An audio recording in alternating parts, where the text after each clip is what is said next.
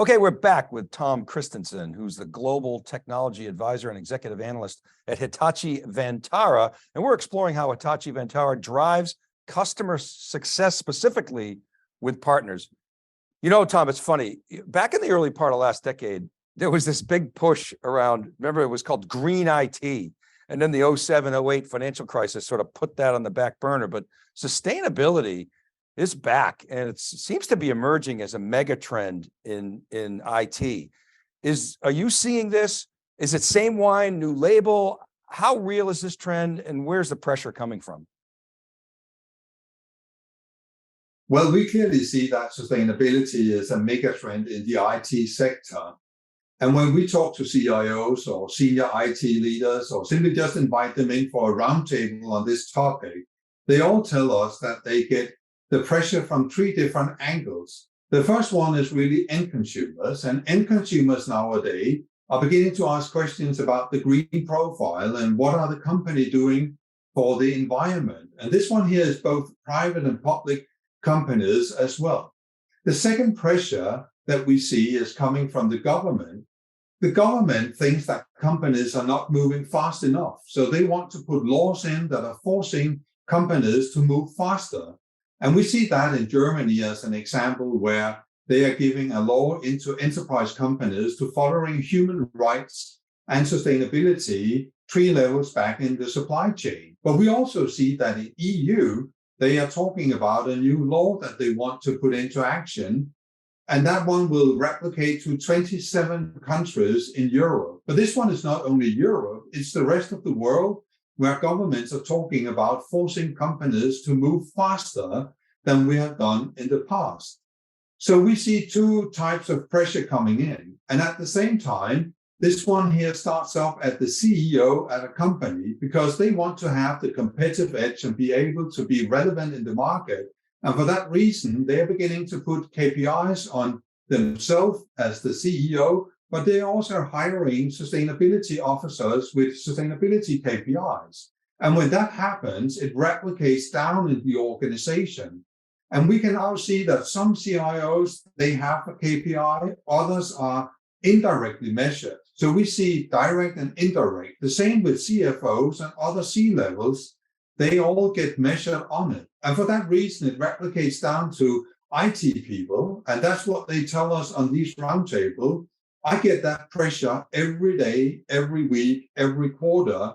But where is the pressure coming from? Well, the pressure is coming from end consumers and new laws that are put into action that force companies to think differently and have focus on their green profile and doing something good for the environment. So those are the 3 pressures that we see. But when we talk to CFOs, as an example, we're beginning to see that they have a new score system where they put out requests for proposal. And this one is in about 58% of all requests for proposal that we receive, that they are asking for our sustainability take. What are you doing as a vendor? And in their score system, cost has the highest priority. And number 2 is sustainability. It weights about 15, 20 to 25% when they look at your proposal that you submit to a CFO. But in some cases, the CFO say, I don't even know where the pressure is coming from. I'm asked to do it. But they're asked to do it because end consumers, laws, and so on are forcing them to do it. But I would answer, yeah, sustainability has become a mega trend this year, and it's even growing faster and faster every month we move forward. Yeah, Tom, it feels like it's here to stay this time. And your point about public policy is right on. We saw the EU leading with privacy and GDPR, and it looks like it's going to lead again here. You know, just shifting gears, I've been to a number of Hitachi facilities in my day. Odawara is my favorite because on a clear day, you can see Mount Fuji, but other plants I've been to as well. What does Hitachi do in the production facility to reduce CO2 emissions?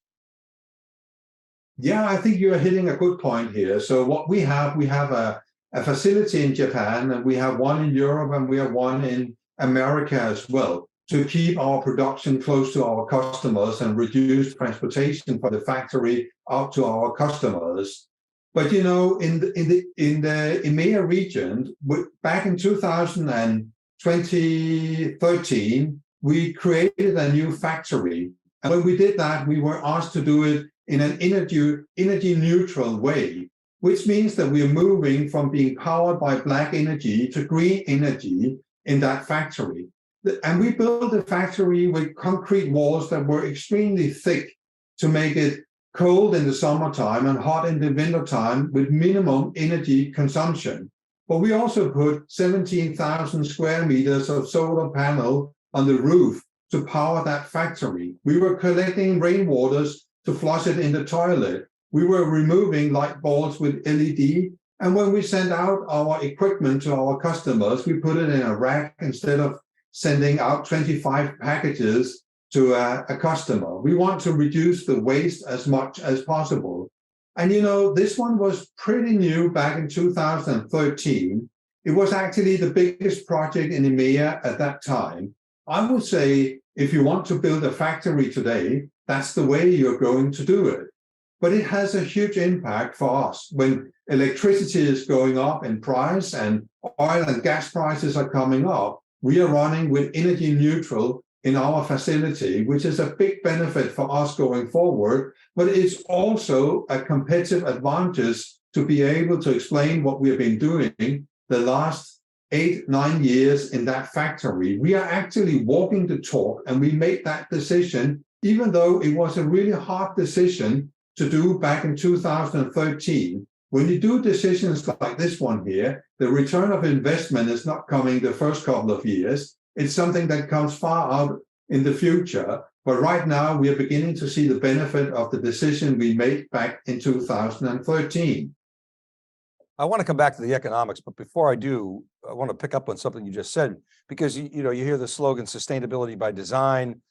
A lot of people might think, okay, that's just a marketing slogan to vector into this mega trend. But it sounds like it's something that you've been working on for quite some time based on your last comments. Can you add some color to that?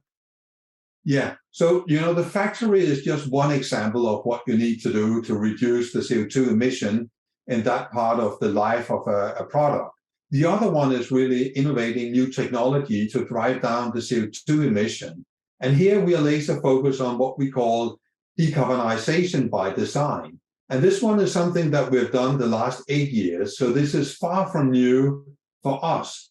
So between each generation of products that we have put out over the last 8 years, we've been able to reduce the CO2 emission by up to 30 to 60% between each generation of products that we have put into the market. So we are laser focused on driving that one down, but we are far from done. We still got 8 years before we hit our first target, net zero, in 2030. So we got a roadmap where we want to achieve even more with new technology. At its core, Hitachi is a technology innovator, and our answers to reduce the CO2 emission and the decarbonization of a data center is going to be through innovating new technology, because it has the speed, the scale, and the impact to make it possible to reach your sustainability objectives going forward.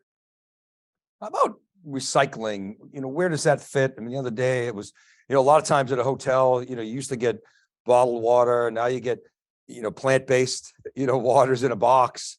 And so we're seeing it all around us. But for a manufacturer of your size, recycling and circular economy, how does that fit into your plans? Yeah, let me try to explain what we're doing here, because one thing is how you produce it. Another thing is how you innovate all that new technology, but you also need to combine that with service and software. Otherwise, you won't get the full benefit.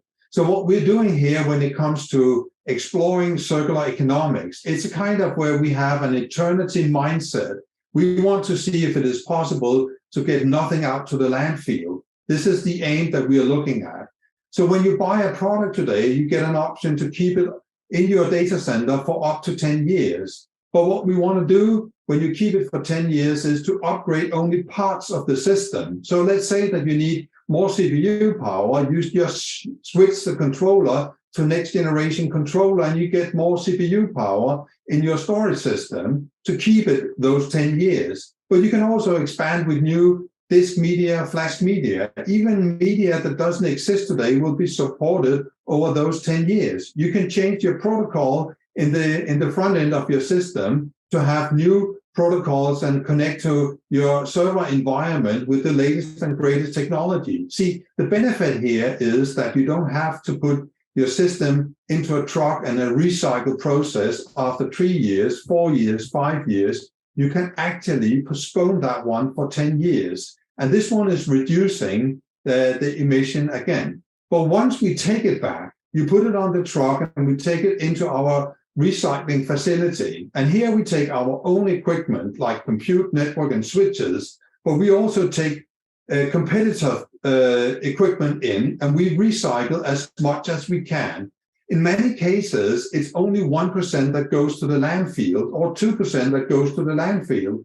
The remaining material will go into new products, either in our cycle or in other parts of the electronic industry. So it will be reused for other products. So when we look at what we've been doing for many years, that has been linear economics, where you buy material, you make your product, you put it into production, and it goes into the landfill afterwards. The recycling economics is really, you buy material, you make your product, you put it into production, and you recycle as much as possible. The remaining part will go into the landfill. But where we are right now is exploring circular economics, where you actually buy material, make it, put it into production, and you reuse as much as you can. And only 1-2% is going into the landfill right now. So we have come along, and we honestly believe that the circular economics is the new economics going forward for many industries in the world.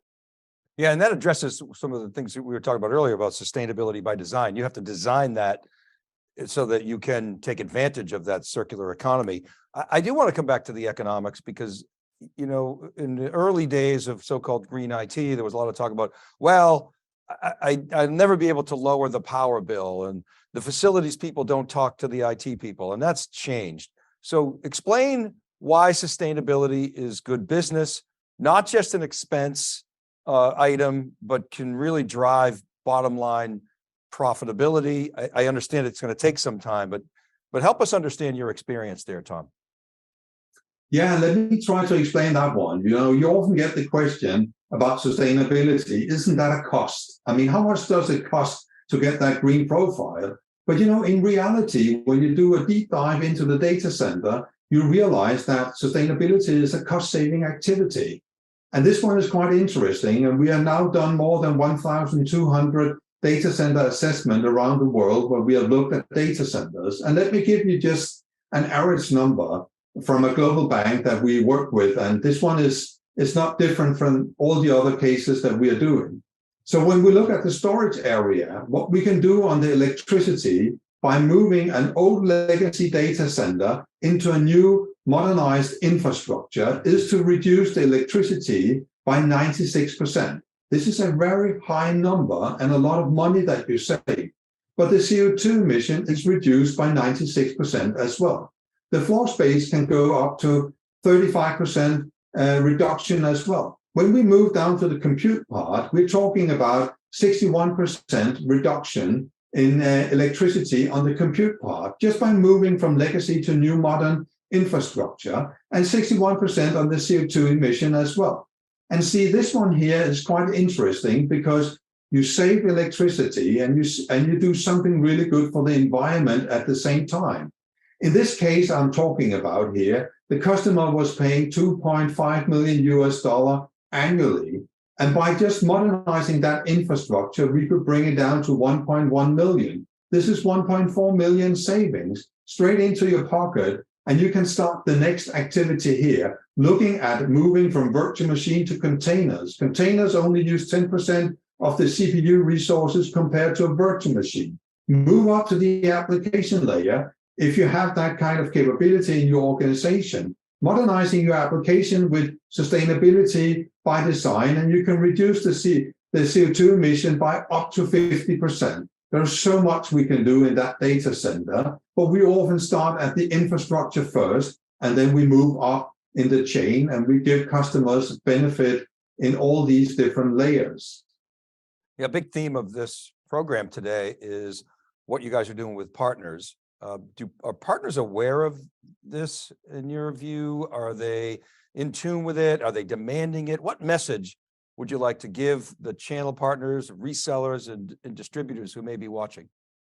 So the way to look at it is that we offer a platform with product, service, and software, and that platform can elevate the conversation much higher up in the organization. And partners get the opportunity here to go up and talk to sustainability officers about what we are doing. They can even take it up to the CEO and talk about how can you reach your sustainability KPI in the data center. What we see in these roundtables when we have sustainability officers in the room is that they are very focused on the green profile and what is going out of the company. They rarely have a deep understanding of what is going on in the data center. Why? Because it's really technical and they don't have that background. So just by elevating the conversation to these sustainability officers, you can tell them what they should measure and how they should measure that.